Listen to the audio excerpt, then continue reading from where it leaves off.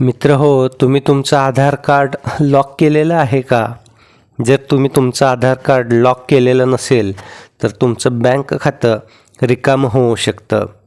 होय मित्रांनो, बऱ्याच जणांना असं वाटतं की आपलं बँक खातं सुरक्षित आहे, कारण आपल्या बँक खात्याचा UPI, ATM पिन आणि सर्व व्यवहारांसाठी जे पासवर्ड लागतात ते फक्त आपल्याकडे आहेत आणि सुरक्षित आहेत.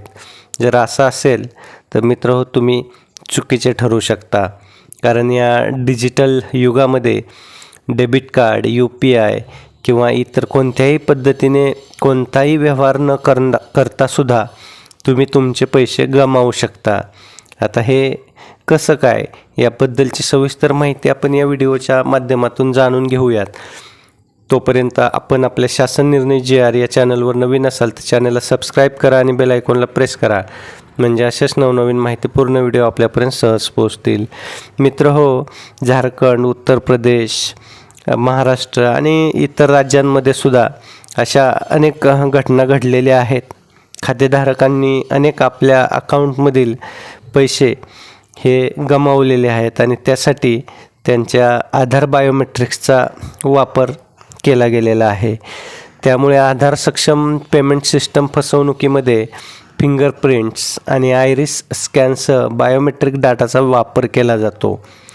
तो लॉक करून तुम्ही तुमच्या बोटांनी किंवा आयरिस स्कॅनद्वारे तुमच्या बँक खात्यामध्ये अनधिकृत प्रवेश रोखू शकता. तुमचे बायोमेट्रिक्स लॉक केल्यामुळे कोणत्याही आधार प्रमाणीकरण प्रक्रियेत सुरक्षिततेचा आणखी एक स्तर जोडला जातो आणि हे चोरीच्या आधार क्रमांकाचा वापर करून तुमची ओळख चोरण्याचा प्रयत्न करणाऱ्या स्कॅमर्सना रोखू शकतं. तुमचे बायोमेट्रिक्स सुरक्षित ठेवल्यामुळे तुम्ही बिनधास्त राहू शकता. आता हे आधार बायोमेट्रिक्स जे आहे ते आपण 2 प्रकारे लॉक करू शकतो.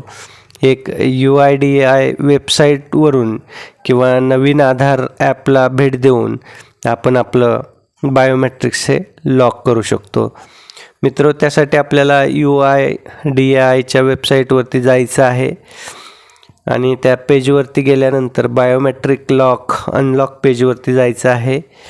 त्यावर क्लिक करून आपण आपला 12 अंकी आधार क्रमांक आणि कॅप्चा कोड एंटर करायचा आहे.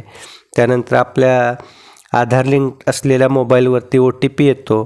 तो OTP एंटर करून लॉकिंग सक्षम करून त्यावरती क्लिक करायचं आहे. आता आपलं जे बायोमेट्रिक्स आहे ते लॉक झालेलं आहे. आपण प्रमाणीकरणासाठी ते तात्पुरते अनलॉक करू शकता आणि नंतर पुन्हा लॉक करू शकता. तुम्ही या उद्देशासाठी जे ॲप आहे त्या ॲपचासुद्धा आपण वापर करू शकता.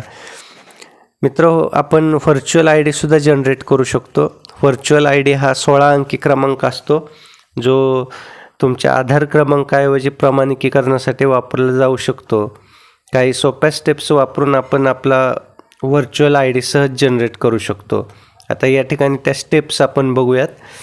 आपण पहिले UIDAI VID जनरेटरवरती जायचं आहे. त्या ठिकाणी आपला आधार क्रमांक आणि कॅप्चा एंटर करून OTP आपल्या नंबरवरती येतो. तो OTP त्या ठिकाणी आपण एंटर करायचा आहे आणि VID जनरेट यावरती क्लिक करायचं आहे. तुम्हाला तुमचा VID SMS द्वारे मिळतो. तुमचा खरा आधार क्रमांक न सांगता eKYC आणि इतर सेवांसाठी याचा आपल्याला वापर करता येतो. तर असा अतिशय माहितीपूर्ण व्हिडिओ असून आधार कार्ड लॉक कसं करायचं, केलं नसेल तर ते आजच करून घेणं का गरजेचं आहे, याबद्दलची सविस्तर माहिती या व्हिडिओमध्ये सांगितलेली आहे. मित्र, व्हिडिओ आवडला असेल तर व्हिडिओला लाईक करा आणि जास्तीत जास्त मित्रांपर्यंत हा व्हिडिओ WhatsAppच्या माध्यमातून शेअर करा, म्हणजे त्यांनासुद्धा आधार कार्ड लॉक करणं का गरजेचं आहे आणि ते लॉक करायचं झालं तर कसं करायचं याबद्दलची सविस्तर अशी माहिती मिळेल. धन्यवाद.